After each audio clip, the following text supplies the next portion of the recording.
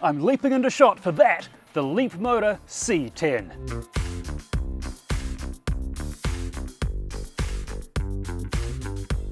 Yes, there is a new kid on the block, and this one has the right stuff at the right price. 55 grand for a brand new family-sized electric car with all the gadgets. Supposedly it also does 420 k's per charge. Well, that's the point of today's video. We're going to find out how realistic is that range, what do you actually get for your money, and how many leap puns can I chuck into one video? Well, leap in, there's one, we're going to find out. Now, while I'm not a qualified leapologist, I do know that leapmotor is sort of an approximate translation from lingpao in Mandarin, which means to leap from zero, which makes me wonder if this car's relatively peppy. Okay, and keep in mind, it's in eco mode right now, and I can't change it because this is a pre-production version of the car, which has some quirks and features which will likely be changed with over-the-air updates. Now, I can't change the power modes while it's driving. I have to put it into park for that, but I'll show you that in a sec. Right now, let's talk power, and this thing is powered by a 160 kilowatt electric motor driving the rear wheels. Yes, refreshing change, a rear-wheel drive. It has 320 torquing Isaacs. That's how much torque the electric motor has, which means its 0 to 100 time for such a large car is 7.5 seconds. So it is not slow. It's not like me when it's my turn to buy the next round of drinks. It is a heavy car though. It's 2 tons, and part of the reason is that it has a 70 kilowatt hour battery pack, which is fairly large, strapped to the underside of this vehicle, clinging to it like a baby marsupial. Yep, we'll work with that. However, the chemistry is interesting. It has a 70 kilowatt LFP chemistry battery, and I love LFP chemistry because it is basically bulletproof. You can run them hot, you can run them cold, you can stab them. They don't have thermal runaway, they don't burst into flames, they've got no nickel in them, and they've got no cobalt in them, and all those things combined means that the anti-electric car people on Facebook, you've all seen them with their myths, they've got no ammo on this chemistry, and it is freaking delicious to watch. Let's talk design now though, starting from the outside and working our way inside, like termites. Now, it's not a sexy shape on the outside. I wouldn't call it radical or wild. It's kind of sleek. It's inoffensive. It's like when your partner puts on some new clothes and they ask you, how does it look? You describe it as nice, safe. Go with nice. Nice is safe. I mean, look at the front, for example. The front doesn't have any grille to speak of. It's quite rounded. It's very Volkswagen ID.5-ish, I think, in terms of design. It's not ugly, but because it's got no discernible facial expression on the front, you can't really tell what it's thinking. It is fairly sleek looking though, and that's aided by the fact it's got those door handles that are sitting flush into the door. So to open it, you sort of press into one end of the handle and it pops open. Though I do like the wheels that come with this car. All of these vehicles come with 20-inch wheels that are kind of aggressive for what is a fairly safe, sensible looking SUV. They look good. In fact, that brings me to another point, and that is that everything in this car, everything you see in today's video is included in the price of the vehicle. There is a one-size-fits-all approach to this vehicle. There are no optional extras except for paint. You can select different paint color codes, different options for this vehicle. Now, most of them are fairly dull, but there is one green that's an optional extra that I think might just be worth the money. As for the interior, I guess the words I'd use to describe this interior are probably the same words I'd use to describe myself. That is, not a lot going on, maybe a bit simple, kind of dull. Now, that's the same problem with a lot of new EVs coming to New Zealand from China, is that New Zealand gets the black interior option, whereas overseas they get wild, wacky color combos. And I was gonna annoy Leapmotor by saying, please give us some brighter options. But I was talking to the Leapmotor guy this morning and he said nothing's off the table. Because in China, you can get this with a radical sort of cake-colored orange, which I think, now you may scoff, but I think that looks fantastic. Why wouldn't you want a little bit of color in your life? Why would you just want to slink into the misery that is a gray interior? Although, in this car's defense, even the black interior, this is slightly purple in the right light. I like that. That's intentional. The interior is helped, though, by this massive, and I mean massive, panoramic glass roof above the car. I mean, look at it. It's got a sunshade as well, which opens and closes, and it lets in a lot of light. It really brightens up this interior. That's fantastic. This, again, included in the price. But if you end up with a dark interior, don't worry. It has mood lighting to enhance the interior. Yes, you can change the color of the mood lighting that runs inside the dashboard. It's pretty neat. Let's move on to space and comfort, and let's start with the seats, which are surprisingly large for a Chinese-made vehicle. Look how wide the seats are. Also, look at the head height. I'm 5'10", exactly the same height as Matt Damon, although for some reason we never seem to get confused. If I put my seat all the way back, I can barely touch the pedal. So if you're 6 foot tall, don't worry, you'll be fine in this vehicle. Same goes for the backseat passengers. Look at the amount of headroom you get. Look at the amount of legroom you get. Like, this is just a regular family car. And it's got Maybach level legroom back there. Stupid amounts of legroom. I have to apologize for the noise generator. I see it, collision alert. There's a silly noise generator which I haven't figured out how to turn off just yet. Stay tuned, I'll figure that out. As for the seat material, it is called silicon leather, which I think is a very polite way to say synthetic. However, it is surprisingly breathable, and that is because it is perforated and, get this, it has ventilated seats as well. In both driver's seat and passenger seat, both are ventilated. I didn't expect that. I don't remember that being in the brochure. Plus, it's got seated heats. Yes, the seats are heated in both sides, the driver and the passenger side. I mentioned the legroom in the back row. That's because it's got a 2.8 meter wheelbase. That's a massive long wheelbase. But it's also got something interesting. If you're worried about room, put the seats down. No, I mean all the way down. Push a few buttons on the dashboard and suddenly the driver's seat and the passenger seat can fully recline. Now that leaves a reasonable amount of room, but not enough to lie down in if you're 5'10" as I am. However, if you go into the back, well, let's start by looking at the boot. First of all, the boot can be opened by pushing the button on the outside. It's got an electronic tailgate. And looking at the Mafia test, easy. It passes with flying colors. There's enough room to recline in there. It's even got storage underneath the boot floor. Plus, if you put the back seats down, suddenly look how much room you've got. There is a staggering amount of room back there, enough to lie down fully. Tesla Model Y, eat your heart out. Also, I should point out that rear parcel shelf, retractable parcel shelf, is coming. This pre-production one doesn't have one yet, but it's coming. Also, it has no spare tire like most electric cars these days. So if you're going to buy one and you're worried about going long distance driving, buy a $100 space saver and just keep it in the boot when you're going out of town. On the subject of storage, what about front storage, a front compartment or fartment? Well, if you were to pop the bonnet with your face full of optimism, it would soon drop in dismay because there's less than nothing there. There's actually nothing there. Like, there's room for a fartment. Now, the reason for that is that in China, this vehicle is available as a combustion vehicle as well, which is where you'd normally put the engine at the front. So when you fill it with electric gadgetry, of course, electric's more efficient, there's less stuff in there. It means that you end up with an empty space. Now, on the internet, you can go and buy a fartment that fits into that space. So if that's a problem for you, you can solve it, but for the time being, you're gonna have to put your potatoes in the boot. One little byproduct though of this being available as a combustion vehicle in China is that quite often when you have a version of a car that's converted to electric, there's remnants, there's leftovers, there's memories, like the fact there's no fartment. Or quite often there's a transmission tunnel or an exhaust tunnel in the middle of the car, ruining your nice flat floor. Not in this case. Look, it's a completely flat floor. I don't know how they've done that, but I'm very impressed. It just gives the impression of it being a much larger, more spacious car. Let's move on to gadgets now though, starting with this 14.6-inch touchscreen display, which controls everything in the car. Seriously, the only buttons are these ones on the steering wheel, so you better get used to that. And then there is this 10.2-inch instrument cluster in front of the driver, and the definition is great in both. They work fine in sunlight and low light. The only complaint I have is that because this is fixed to the dashboard, if you are going to lower the steering wheel down to its lowest setting, like I like to have, it's obscuring the corners of the steering wheel. Not a fan of that. Also, 10 years ago, I used to love touchscreens because, it was radical and new and different. Now, however, hell, I'm old and dead inside, which means I want buttons. I don't like touchscreens anymore. I mean, they're okay, but I prefer buttons, which means that if you're going to force me to use your touchscreen system, like Tesla for example, at least make everything voice commands as well. Tesla done this brilliantly. How about Leapmotor? Well, let's find out. This is still pre-production, so I'm going to give it some breaks.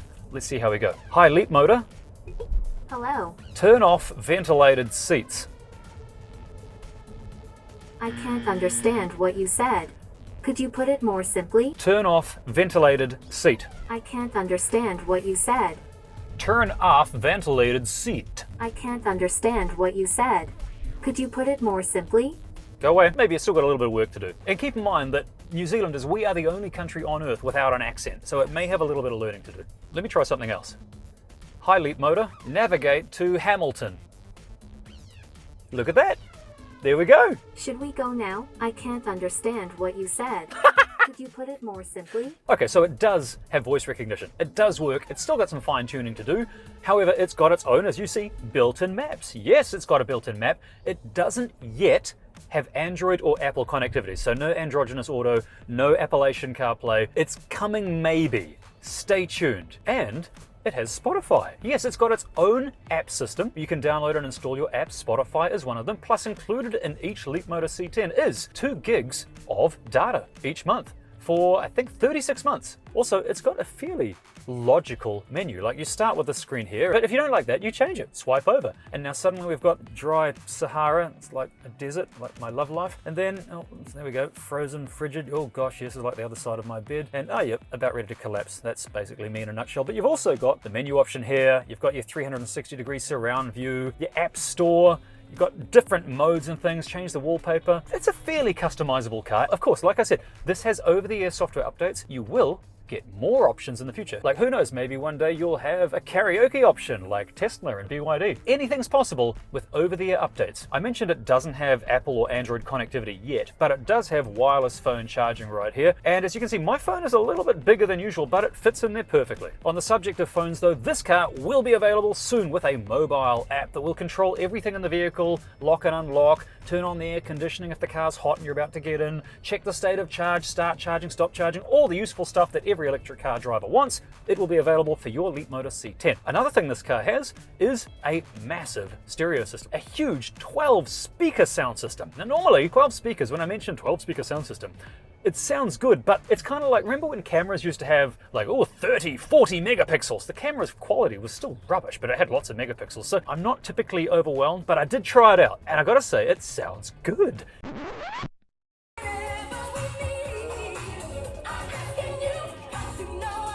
Yes, I was genuinely surprised. I was getting into the groove. Part of the reason it sounds so good is that it has a subwoofer in the boot. Yes, every single C10 comes with a subwoofer to enhance your bass in the boot of the car. That is value for me. This car is growing on me, honestly. But wait, there's more. It also comes with a heat pump instead of a regular induction heater. That maximizes your range in winter. But the piece of resistance with this car is a vehicle to load adapter, which will be available on every car. And what it does, it's a device that you plug into the side of the car and it lets you draw 230 volts mains power out of your car. Now that is essential if you have a power cut. You can run your house, your appliance, your toaster, your kettle, heat water, do whatever you would, run the fridge for weeks off this car. It's got 70 kilowatt hours of electricity. Plus, it means that if you go camping, you can take your TV, your big screen, your stereo, be an annoying Auckland camper basically, that can be you. It's cheaper than buying a generator. Plus, if you're running this car off Ecotricity electricity, here comes the plug, then it's completely clean. No, clean. Because all of Ecotricity's electricity is only from wind, hydro, and solar. So why not sign up at ecotricity.co.nz? You won't regret it. Wind, hydro, solar, no dirty electricity, no expensive coal or gas. It's just the clean stuff and it's super affordable because it's only from renewable sources. Why aren't you signing up today? There is no downside. Leave the planet in a better place for your kids and their kids. Well, thank you for it. But as I zip around Auckland side streets, my initial impression is good. I mean, it's quiet. It's really quiet. Apart from the noise generator, though I still haven't figured out how to turn off. But it has a good road feel. I won't lie, I expected some aspects of the car to be a little bit crap because it's so affordable, but it has left me searching. I've come up empty. Like, go over that speed bump. That's tight suspension. It's tight like a Tesla, but it doesn't wallow at the same time. It's much more comfortable than a Tesla. I'm coming up empty with criticisms. Stay tuned, I'll get to that. There's bound to be something I hate about it, but right now, it feels good. But like I said, I'm stuck in Auckland right now. I can't get a real feel for what its noise level is like on the highway, what its road holding is like, what the autonomous driving capability is like, what the efficiency is like, and what the charging speed is like. All that's coming, so let's hit the highway and find out. Good news, we've made it onto the motorway, heading south to escape Auckland to get this thing into the countryside, see what it's like in terms of efficiency, road noise. Well, really, right now I'm doing 84 k's an hour on the motorway. Quite quiet, actually. It's pretty good. I'm happy with this. I've been running it on self-driving mode for the last few k's. So it's basically cruise control that does a little bit extra. It looks after the braking, the steering, and the accelerating all by itself. You've just got to keep your hands on the wheel. And I would say, see, it's slowing down. I would say it's kind of like an 18-year-old learner driver. Yeah, see, it's not as fluid as a Mercedes system or a Tesla system. It's not bad, it's not brilliant. Finally, I found something to critique about this car. See, like, this vehicle's pulled in front and now the car's slowing down more than I would. Yeah, not brilliant. Now, one thing I want to point out is the car itself. You might be a little bit worried thinking, well, hang on, Leapmotor's brand new, can I trust it? And what I found interesting about Leapmotor while researching for this video is that Leapmotor's only existed for 9 years, but they've put a lot of money into some big names in terms of engineering to make sure that they get up to speed quick. Like 21% of Leapmotor is owned by Stellantis. That's the big corporation that owns Jeep and Peugeot and Fiat and Alfa Romeo. So they've got some pretty big money behind them. I'm not too worried about recommending them in terms of reliability. One thing that is interesting though is that because this is a Chinese-made car made for the Chinese domestic market primarily, it means that you can get all manner of gadgetry and toys on AliExpress for this car. Like, go on AliExpress and have a look. You'll be surprised what you can get. You can get trays that go behind the screen, that go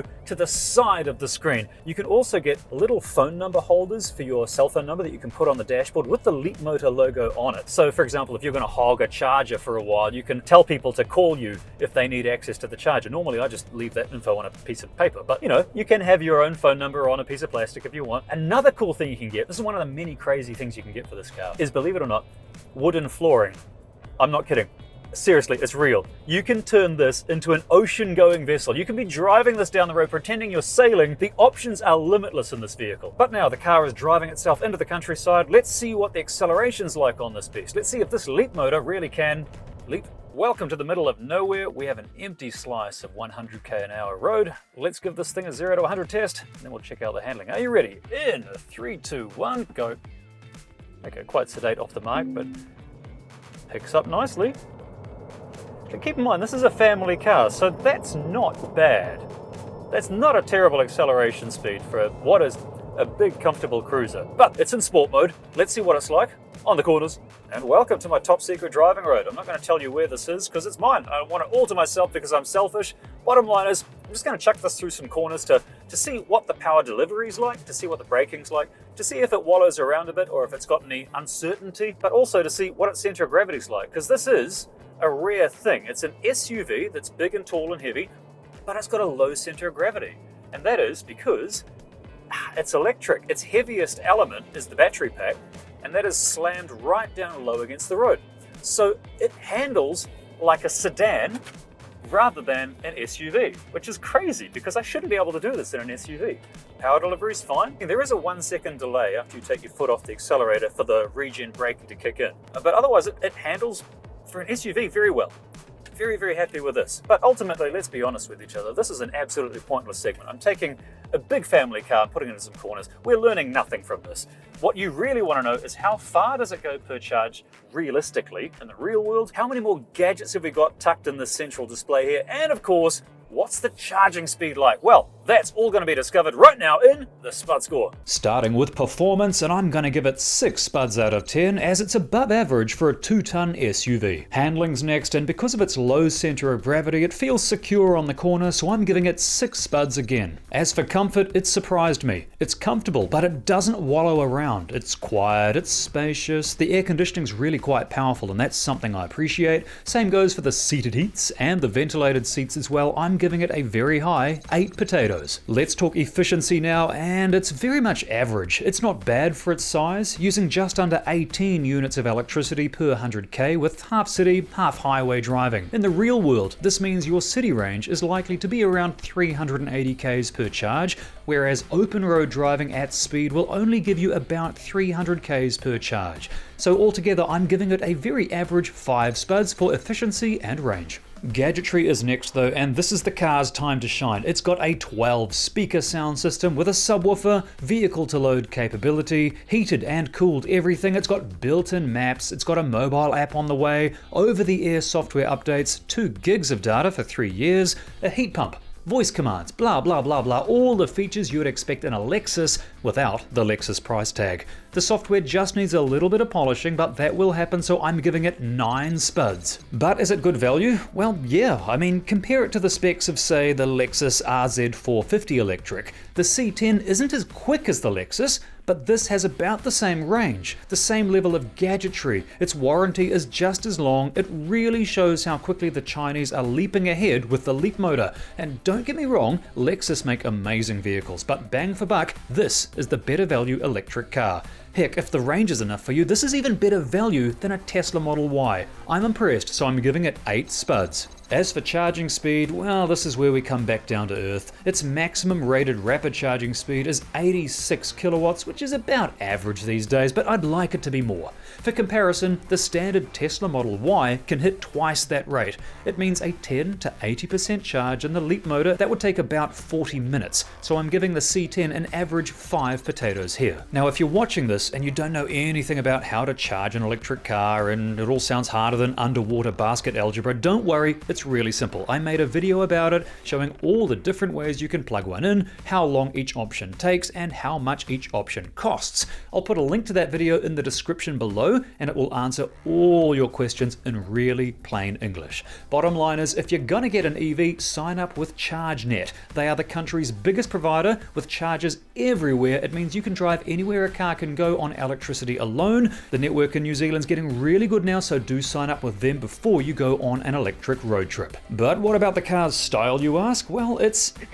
nice. That's a safe word, isn't it? I mean, it's fine. It's a bit boring, but it's not ugly. 5 spuds. But is it fit for purpose? Well, it doesn't have a fartment under the bonnet, and like most EVs, there is no spare tire, but it does everything else a traditional family car does without giving your kids asthma and without the high running costs of a combustion vehicle. It'll tow up to 1.5 tons. It has one pedal driving, which is fairly average, though it does bring the car to a complete stop without using the brake pedal, which is cool. It's also got a massive amount of room in the back, although I wish it had just a little bit more range on the highway. Otherwise, I can imagine seeing these everywhere soon because it's just loaded with everything the average Kiwi family could want. It's even got camping mode so that you can sleep in the car and guard mode to monitor the vehicle. I'm giving this one a very high 9 spuds. But practicality is nothing without a decent PSC, and even though the glove box, well, it's practically useless, there is still plenty of overall potato storage capacity in the cockpit, with the car holding no fewer than 68 potatoes, and that's just one shy of the Tesla Model Y, which gives the Leapmotor C10 a total spud score of 68. And that is the guts of the Leapmotor C10, and overall, it's not got a lot of things wrong with it. It's pretty decent. I mean, the ride quality is good. I mean, okay, but the range is nowhere near as good as advertised. You won't get 420 k's per charge on the highway. Things like the display here that shows my range in kilometers left instead of percentage. I don't like that. I prefer percentage to be shown because kilometers left, the guessometer, they're never very accurate. Same goes for the autonomous driving, level 2 self-driving. It's a bit rough, but again, this is a pre-production vehicle. All of that's going to improve over time with over-the-air software updates. The driver status is abnormal. Jeez, rub it in, why don't you? Crikey. I don't come here to get roasted. That being said, the list of pros is brilliant. I mean, it's got every gadget you could think of. It's got vehicle to load. It's a very comfortable car. I'm going to go over some railway tracks here, and on many cars that jars me to the bone, but not on this. It glides. The list of pros outweighs the list of cons. I mean, the price as well. The price. Far out. And this is bad news from a YouTuber's point of view. There's nothing better than having a YouTube video with some controversy, some spice, that gets great clicks. And at the risk of this video flopping, this car just does everything well. So if this is your potential first foray into buying an electric car, I'm pretty comfortable with recommending this one. I don't see any major flaws. Everything seems to work well, even this being a pre-production version. The only thing I do want to warn you about though is if you have driven combustion all your life, like I have, I've had 31 cars in my life, now I've moved over to electric, be warned, you will never go back.